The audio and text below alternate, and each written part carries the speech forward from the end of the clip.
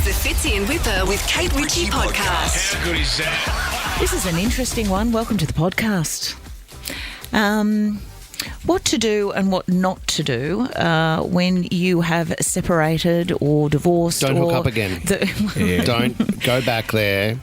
Don't just don't. understand the separation. You're done. But what about if there are children and you have to co-parent? Like, what are you still doing together? That's tricky. Should you still holiday together, or does it confuse the kids? It's a big question. I went on a Kentucky tour with my ex-wife, which was a stupid move. Yeah, they weren't your kids either. Because we both hooked up with the tour guide. Okay. No, yeah, the and same tour guide. And it was stupid, and, to bring the two kids with us as well. Yeah. I mean, kids and Kentucky tours are just, they don't mix. No. They don't mix. Especially when we left them in Amsterdam. Okay. And it can get real awkward on the bus. That's what we're talking about today. I mean, let's not unpack it too much here. Let's do it in the podcast. This is the Fitzy and Whipper with Kate Ritchie podcast. The amount of app ideas that are out there and startups, I mean, it's ridiculous. There's so many, and people have ideas, and I understand you've got to take risks these days and you've got to have a crack. But, what are them? Have we got a percentage whip of ones that actually are successful? Oh, my God. It'd be like less than 1%. It's very, very minimal. My dad rang the other day and he said, mate, I've just had a light bulb's gone off on my head. I've got the best idea for an app. And I went, oh, John, you must be bored. And he goes, what it is, it's an app. And you go to it, click on it, and it turns your phone into a mirror. So girls could do their makeup if they wanted. I said, Dad, there's a camera. There's a camera on the front. Yeah. Oh, yeah. All right, mate, have a good day. Yeah, I got you. As you work. Well done. See ya. I'll keep thinking. This guy, his name is Uber Butler. Uber? And he started, Uber which is OOBAH. And he has started a new app. Well, I'll let him explain it to you. Have a listen to this. It enables you to order a lookalike of yourself to go and do something you don't want to do or feel like somebody could do a better job of. Now, it's a lot of work. It's very niche, and you got to hope that you've got got a lot of people that look like the people that you need to do, and they're a lot more complex. So for an example, BJ, it's her birthday. She wants to go out for dinner with her beautiful husband. You can't be bothered, so you get on the app, search for Peter Garrett. He turns up and takes your wife out for dinner.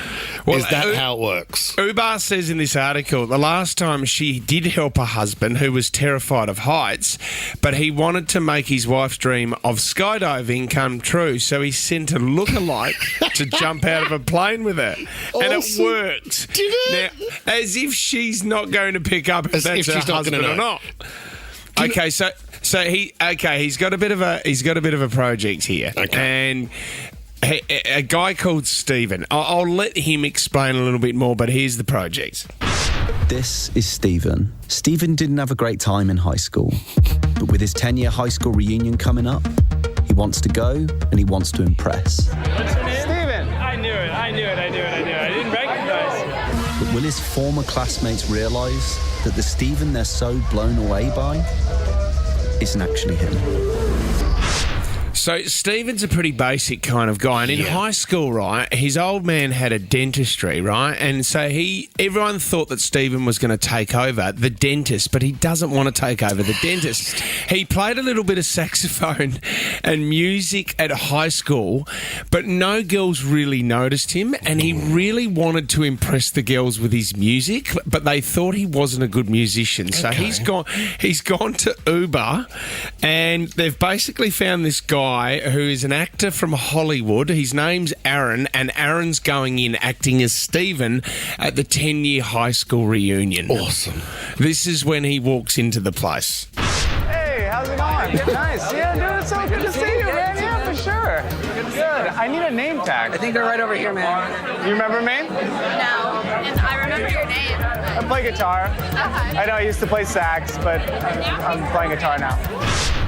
I quite like this. I'm getting into this. He's doing okay, right? There's a good TV show in it. The Hollywood actor looks a bit like Stephen, and it was going quite well at the start, but then it's just disaster because everyone starts going, well, you're not Stephen. We know it's only been 10 years.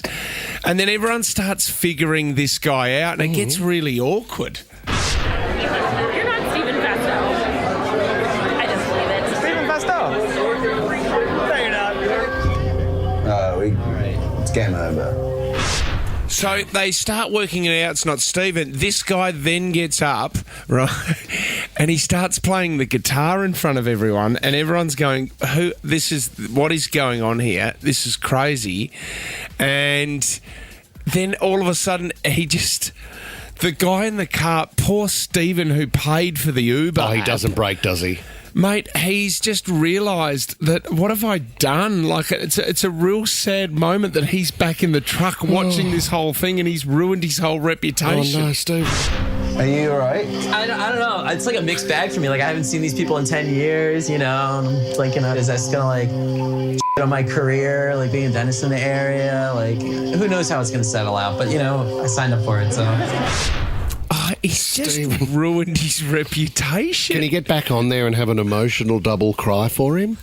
Can he have everybody express every emotion for him? It ends up really sad. But the funny thing, the ironic thing about this is the guy who invented the app Uber, it's a complete disaster, and he's trying to promote his app. And it doesn't work. So he's now trying to find somebody else to pretend to be him, being a guy that had an app. It was a huge experiment that failed, and Uber, well, if you want someone to go and impersonate you, you can get onto Uber. Poor Stephen. This is the Fitzy and Whipper with Kate Ritchie podcast. Well done to all the parents out there who are co-parenting and doing it well, or doing it as best they can. What a juggle. For now. This is an interesting story, and you may find yourself in this situation at the moment, and everybody's always got an opinion about how you should do stuff. A mum has opened up about her unique co-parenting situation, and maybe it shouldn't be that unique, and others have slammed her for confusing her children over the relationship she continues to have with her ex-husband, which means they still now, after being separated for many years and divorced, that they still go on holidays together. So they split up. They're not in love anymore. I mean, I get the feeling if you can holiday together, you may have an element of love for that person because they are the parent of your children. You had a child or children with them. Yeah. And they don't want to miss out on important moments for their kids. So rather than do everything separately, they've found a way to be able to do those things together. And that also means, taking, I don't know, I'm making this up. Yep. The kids have never skied before. We both want to be there. Let's do it together. Do you take your partner with you, though? Like, do you take current partners? Well, that's if you do have a partner. Look, No. look, I think you have to be far down the track, and maybe that awkward does make things a bit confusing. I mean, maybe it is just for the kids. It's like, Mum and Dad do this with us. So you're doing it for the child, aren't you? Ultimately, yeah. Well, I think if you're doing it for yourself, then there's a blurred line. There is a blurred line. Do you know what's interesting? If you picture yourself in a relationship where maybe the love has died and you both have discussed the fact that you're not in love with each other, but you're co-parenting and maybe you're living under the same roof, even if you're separated, if you were to go on a holiday, and I'm just thinking practically, you're going to book one room if you've got a small child, right? Because you're not going to pay for two. So the likelihood of you sleeping in the same bed as your ex is high. No, it doesn't have to be. Oh, okay. We'll roll in another single. Yeah, I know what you mean. It's all well and good to say, we can book 2 villas in Fiji. Yeah, but we're not the going reality is that that's not possible. Because then, when you're in the bed with the partner, it would feel exactly like when you were back together without the love. So I think it would be quite a numb sort of mutual feeling of this is just what it is and we're here for the purpose of the child. And it could even be more confusing because what if you do still have feelings. If one of them does. Yeah. Well, see, the other thing is, the best part of a holiday is, right, especially when you have a young kid, is when the child goes to sleep, right, and then you have that moment where you crack your first drink or a wine or something like that, and you're with your partner and you look into each other's eyes and go, this is what it's all about. We don't have to go to work tomorrow. This is where... So that moment when it happens with your ex, it must be so weird when you're looking at them going, do you remember when we used to do this? See, that's the more intimate part, not even sharing the bed. Sitting down and making conversation. Well, playing family, role play. The family now looks different. But I think that's what you have to get your head around, is that you can still be a family and you can still love your children. You're just not living as husband traditional and wife anymore. I think it takes. So do I. I think it takes a lot of work. And let's be very honest. There are a lot of relationships, and probably people listening now they're thinking, the one person I don't ever want to see in the world again is the person I had a child with. So it's all well and good to say what people should do and that everything should be amicable. Sometimes it's actually best not to deal with the person that you were married to. How's Caitlin's giving us a call from Penrith? You've got a crazy co-parenting situation, Caitlin. Sorry? You've got a crazy co-parenting situation. What's going on? So I have an ex-husband. We divorced, or we separated for 7 years ago, and then our formal divorce was kind of in the initial stages of when I was, my partner and I were getting together. We've been together 5 years. We have my two boys from my previous marriage, as well as his daughter, who we have full-time. Yep. And basically, everyone thinks we're crazy, but, the ex-husband, he's in and out of our place like his furniture, basically. He treats my stepdaughter as if she were his own. He buys her better presents than the grandparents do, honestly. We regularly do things together, and everyone's like, oh, it's a bit of a third wheel situation, but it works for us. And can I ask you then about your new partner? Because this all sounds as though everybody's adulting very well here, and everyone's very secure in their own position within the wheel. Were there ever issues about boundaries? Is that what you have to be really clear with here? My current partner was he is still a very jealous person. And so him and my ex-husband both really honestly worked really, really hard on themselves because there was definitely issues. Yeah. So my current partner was very jealous. He was very worried. And, after a lot of reassurance, after seeing that there was really just no interest in that from me, that it really was just a case of wanting him around for it to be easier with the kids, so that the kids could see as much of him as possible. It's probably the first, I'd say, probably for the 2 years, honestly, it was a really steep learning curve just because of the societal norms of being with it as well. So, it's what everybody else thinks about it. But you know what? Let me just say this, Caitlin. I'm sure that the fact that all three of you have worked on yourselves, your kids will one day look back and thank you very much for having, an amicable relationship. You've done really well. I agree. It's a massive effort. Thank you. Yeah, well, even to the point where, my ex-husband, if he is watching the kids or something, because we have kids with autism, so, yes. he will come and watch the kids at our place, and we'll go out for dinner, and things like that. And people just find that so strange. People can't wrap their heads around it, and you know what? It takes a village to bring up, a kid sometimes. So well said, credit to you. That is a great quote. Thanks, Fitz. Thanks so much, Fitz. Thanks, Fitz, for your input. Fitz. This is the Fitzy and Whipper with Kate Ritchie podcast. We're on. Yeah. All right. It's time for 60-second starts. Kate Ritchie's I'm Still Standing. Now. Save on the Kia Sportage SX Plus with free on-roads, free stamp duty, free CTP and free registration. Only at Sydney City Kia in Alexandria. $800 up for grabs. We're getting into ridiculous territories here. Kate Ritchie's been on fire, on a roll, they would say. Yeah. Can she be knocked off by Jessica in the Shire? Good morning, Jess. Oh, hi. Good morning. Jess, have you heard how strong Kate Ritchie has been recently? Oh, my gosh, she's on fire. It's been extraordinary. Hopefully I can...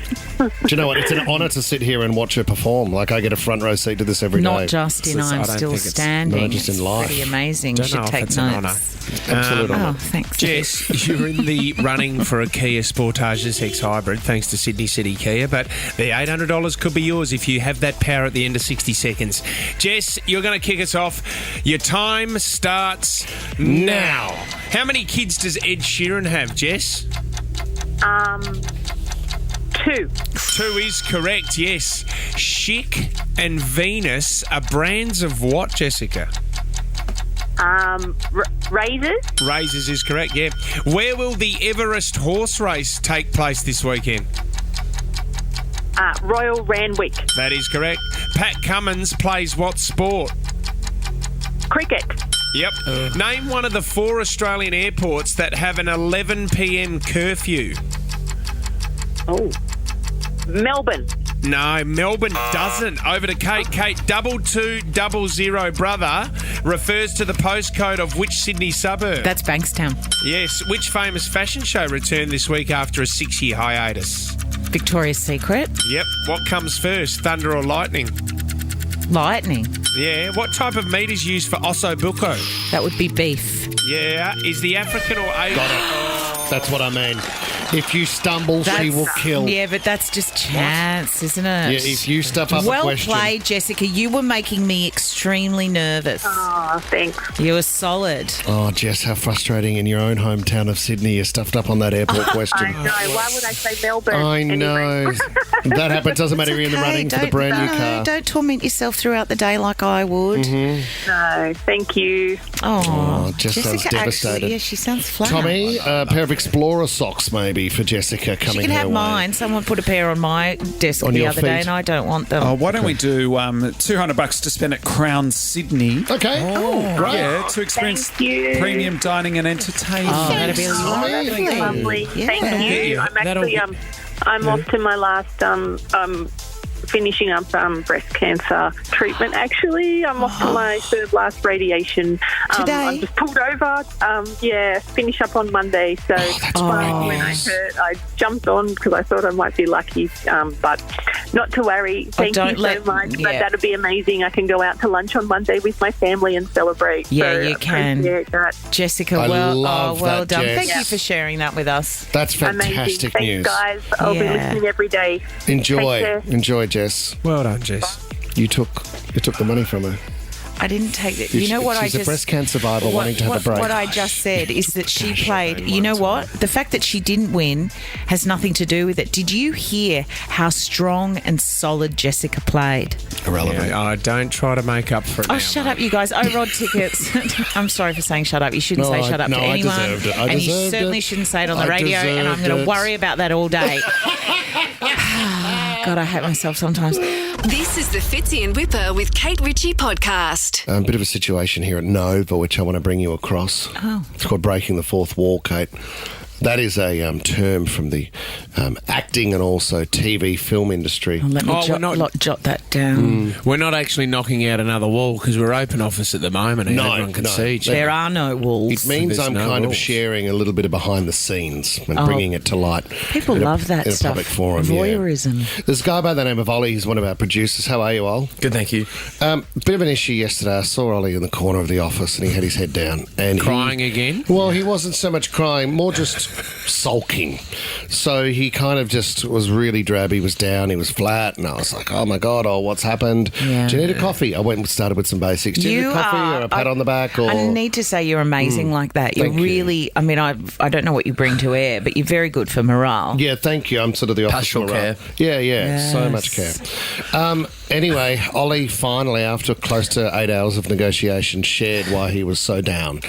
And he said, I would hate anybody to find out about this, and obviously that's why I bring it to air this morning. Ollie, do you want to share what you found out about your parents? Well, this is going a few years back, but I sort of just... Still haunting you? Yeah, so this is back when, you want to go to the toilet, but I didn't have a phone, so I think I was like 11, and you always want to go to the toilet with something to entertain you. Yep. If you're doing a number 2. Yeah. My Nintendo DS must have been out of battery. Sure. So I'm going through my parents' bookshelf looking for photo albums I can read on the toilet, and I come across a book that says The New Joy of Sex. Okay. As an 11-year-old, you're like, that's one thing. Was it on a top shelf, or was it just willy-nilly on the lower one with the cookbooks? So with everything. To start with, that's confronting to know that your parents own that book. But Ollie, then you took a bit of a closer look I at obviously grabbed it down and picked it up, and I noticed there was those little stick-it tabs on different pages. Oh no! Yeah, and on the tabs were ticks to suggest that they'd done.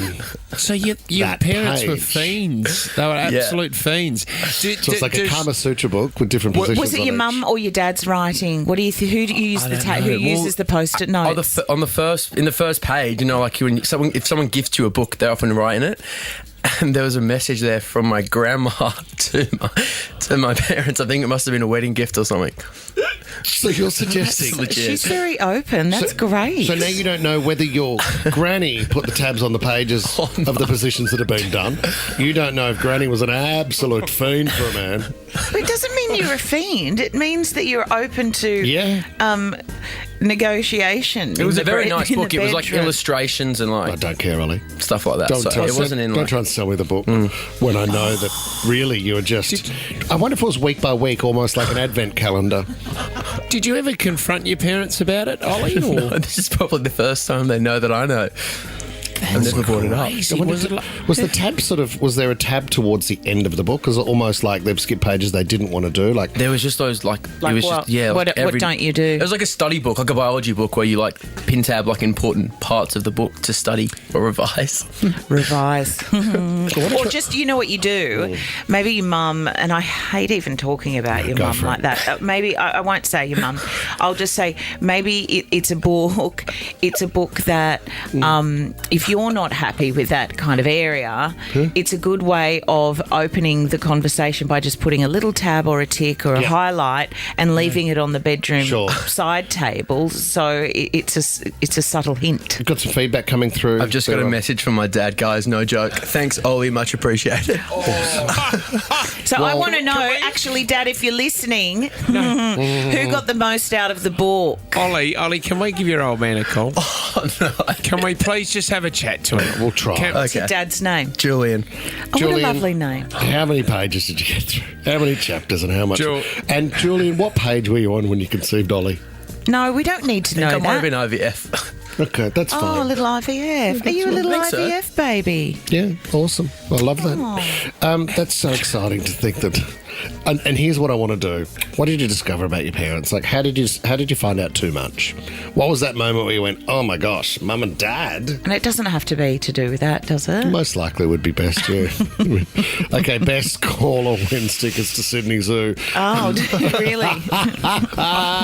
Just so you can cross-check what the Lions are up to. You and me, baby, ain't nothing but mammals. Amanda from Randwick, what did you find out about your parents, Amanda?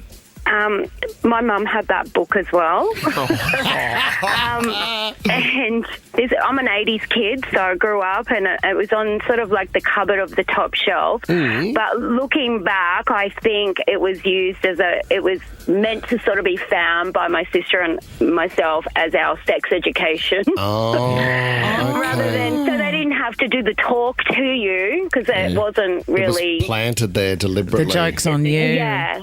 And it wasn't really graphic. It was sort of like life drawings. So there were these sketches. I remember it being black and white sketches of life drawings. So isn't it funny how those things stick in your head? Yeah, they do. Oh my God. Burnt into your brain when you can see two bodies lying. I know, and it's so confusing about what that book, bit is. Where do babies come from with the stalk? That was a huge one for kids in the 80s and the 90s. Yep. That's where you sort of... I mean, you'd always have a chuckle when you'd see a nude man in a drawing. Yeah, because What's that? I mean, sometimes you have a little What's chuckle when you see a nude man in real life.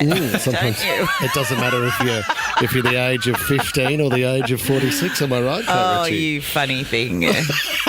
Look at you. Oh, my gosh. Rowan in Currajong, what did you and your best mate find about your parents? It was my best mate's parents. We were having a sleepover there. There was about 6 of us, and we must have been little buggers or something, and she hid the PlayStation controllers, and we're trying to find them all through the house, and we went up into his parents' bedroom and opened a drawer and found a full drawer of toys, an assortment. He didn't know, so 2 of us came downstairs sword fighting and carrying on with him in front of him, and of course, he's never lived it down. Of course. Now, no one wants to lose a sword fight with one of those. Did you put gloves on? It's a weapon. No, they were pretty big ones. They were sort of almost like Star Wars sword fighting ones. Oh, they were lightsabers. Wow. Oh, my gosh. Okay.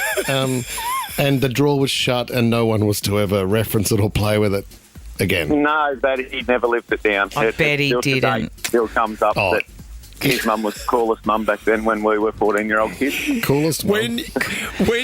Rowan, when you get to an age when you start working out what's going on and you start to mature and you get older and older and you're still mates, do you still rib him and go back and go, oh my gosh, there were some of those toys in there that were a bit full on? Oh, constantly. At his wedding, we're giving him a wink because his mum had rolled in and, he's like, don't you dare. Oh, my God. dare. See, there's a lesson in that. See, I told you to move them from under the couch, Tommy. Like, you should definitely put them somewhere higher than that's where the on kids... me. That's absolutely on me. If that's what it is. Yeah. I just assumed... I'm so sorry Anyway, to everyone involved. We move on. I want to introduce Ollie's parents Oh, who've really? called the show just to verify and probably defend their reputation this morning. Miriam and Julian, hello. Hello there, how are you? Oh, hi, Miriam. Welcome to the show. Have we got you both together? Where are you at the moment? You're not on page 85, are you? Oh, they've cut out. Oh, don't tell me. Julie, Miriam, are you there? Just take one step to the left. We need to talk to you. Can you hear us now? Yeah, we've got you. Welcome to the show. Is this the first time that you've heard and realised that Ollie found this book? It sure is. As we're driving into the city, suddenly we hear his voice on the radio. And, that's slightly awkward. Okay. I mean, thumbs up to you. That was page 82. I think it's wonderful. But what I do want to know is who bought the book?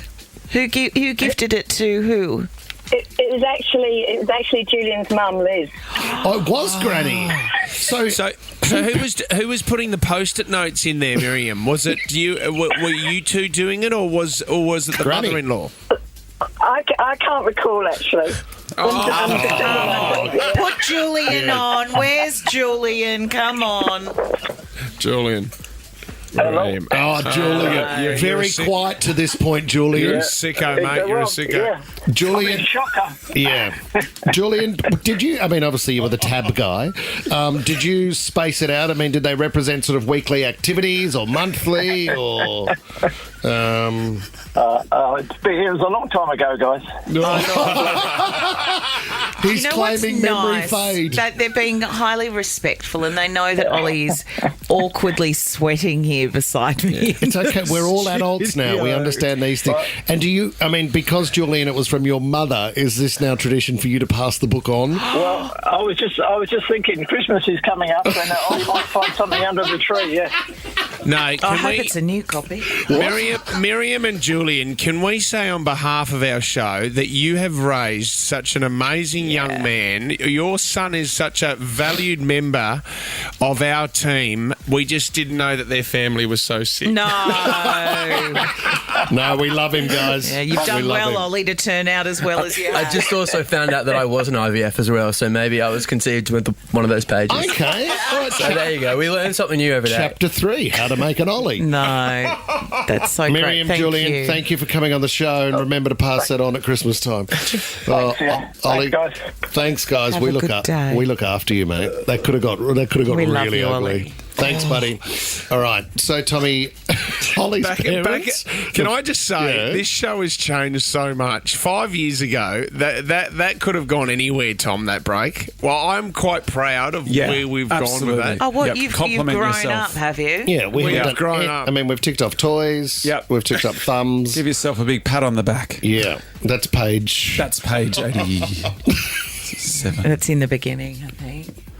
Yes, and everyone's won those Taronga Zoo family knock pass. yourself out, guys. Yeah. You can go to the zoo with your mum and dad, Ollie, over the You weekend. can walk around not making eye contact. This is the Fitzy and Whipper with Kate Ritchie podcast. You know, my wife is a thrifty shopper. She doesn't mind an op shop here and there. And my mother and I, my mother and my wife have become very, very close. They do. It's a great hobby, and they like to buy stuff from op shops and then go to little markets, Kate, and on-sell it as vintage clothing. They bond over this, don't they? Great. They love it. They have a shed. They have a commercial shed together that they store all their stuff in, and they get together every day, Kate, and they sort out the shed. It's all in alphabetical order, and there's and you know the best thing about it, they love getting friends around. Oh, you're looking for a jacket this weekend to go out in. Why don't you come around to the shed? Step into me shed. Pick one out.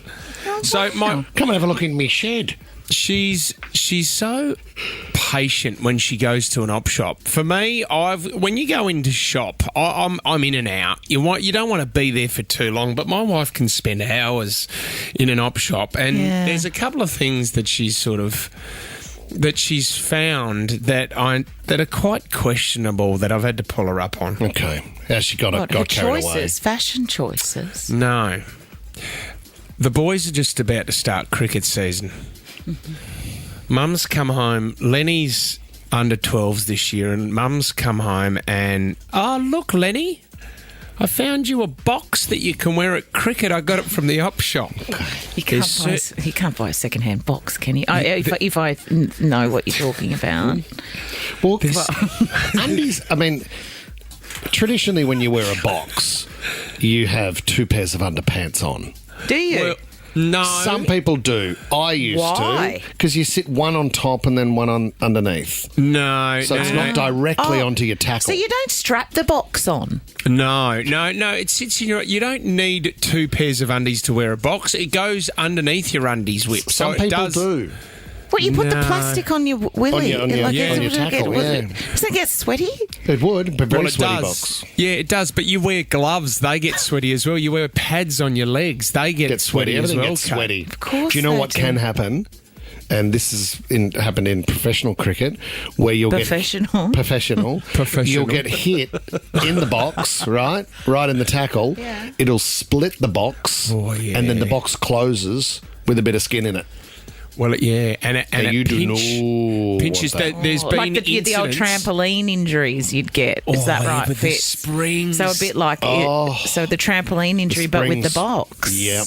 But there was it was a Grey Nichols as well. It's a good brand. There was a moment where she passed it to Lenny, and she was so proud that she'd found this because there were certain things. He needs a thigh pad. He needs a new pair of gloves. She goes, "Look, we don't have to worry about it. I got you a box." She hands it to him, and my son was standing there with a Grey Nichols box in his hand. Yuck. And I just looked at him and I went, you realise that someone else has worn that? Mm-hmm. It's like second-hand undies. You just wouldn't do it, would you? Well, I don't think you can donate undies. Can't you? I don't think even like when you donate things to St Vincent's if you ran the box through the dishwasher... You can get undies. You can get undies at op shops, can't you? No, you can't. I think you second-hand can. grundies. Yeah. Tell me, have you worn them? Boxer shorts. Yeah, you got second-hand. second-hand boxers? No, they're not. The silky. Well, Tommy, you had the They're not Phantom, silk, mate. They're synthetic. The Phantom and the Green Lantern and that, but you also had those special Summer Nats boxer shorts. That came with the Summer Nats. It came with the burnouts included. Very good. The skitties. Well said, Kate. Loves it. I finally There we realised go. what you were doing there. It was brilliant. Set up, execution, Kate Ritchie laugh. Got it. What a time. You know, silk box. What a I mean, we time to could be have moved alive. on. Let's discuss Can we silk do boxes or silk what a you bit don't want more? second hand. Like silk boxer shorts. Not only were they They're graphic. not silk. Okay, They're okay. Not, can I just say, if you Synthetic go into boxer Maya shorts. and you buy a pair of boxer shorts with a cartoon character printed on, You're a loser. I guarantee $1,000 that they are not silk. Kate, they are 100% polyester. I don't care about the material. It could be microfiber for all you care. Kate, there's... Oh, yeah, you should care about the material because it's the difference between sweaty and not. They take days in India to make with the silk, and it takes ages. They And then grow the worms. They get the purple silk for the Yep. Phantom, and then the green silk Yep. for the Green Lantern. It's one of my pet hates. I mean, I know there are other things in They're the world to be upset disgusting. about, but when people say, "Oh, that's a lovely," and it was a beautiful silk shirt, it's not silk, mate. It's not silk. What about when you Silk see... is offended that you called polyester silk. Okay, so you're still on fabrics, aren't you? You're still not worried about the graphic image of what it looks like for a guy who's just swinging in the silk. They're up there with tracksuit pants where it looks like no one's... Like you don't have underpants That's under the kind of funny, trackies. though. It's just- I quite like that. That's hilarious. Where you're like, do you realise that I can see see your the religion. whole outline of that? Like, and you're out of the house. Well, it's like when some girls have activewear on. My mum calls it a Wendy Oh, no, you know because what? it makes a W. I saw in the holidays, camel toes are back in. Do you know you can buy a They are. camel toe mould in case you don't have the look that you want? Because they are very different. Lots You've of- like got they- one on they- your shoulders at the moment. Sorry, Fitz. Kate was just... Sorry, Fitz. Kate, you were just... Not that I look, but, But a lot of like them some, like there are different. There are different outlines. Well, people are different. Everything's different. What different letters, Kate, than the What have W? you seen? Is there another letter? Might be a flat U. Could be a V. You don't want an M, that's for sure. The moose knuckle. No, the M is that's hanging out the other way, isn't it? Oh, what a pity. Talent came from Kate. So Yeah, Fitz, you no, know, Kate, we yeah. sit back and pour a scotch and just watch the whole thing unfold. guys were Which innocent. letter are you? I'm heading out for a smoke. Fitz in Whipper with Kate Ritchie is a Nova podcast. For more great shows like this, download the Nova Player via the App Store or Google Play. The Nova Player.